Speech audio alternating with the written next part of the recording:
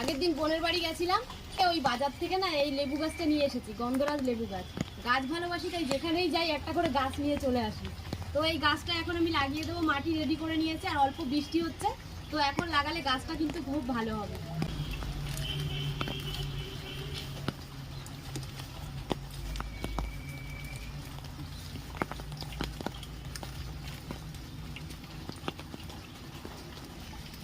মাটিগুলো কিন্তু আমি সব ছাড়াবো না, কিছুটা মাটি রেখে দেবো, এই শুদ্ধই লাগিয়ে দেবো গাছটা।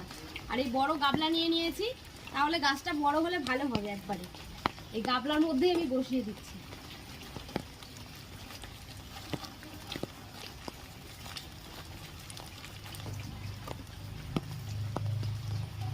তো চলো, লেবু গাছ তো হয়ে গেছে লাগানো, এবারে যখন লেবু হবে তখন তোমাদের দেখাবো।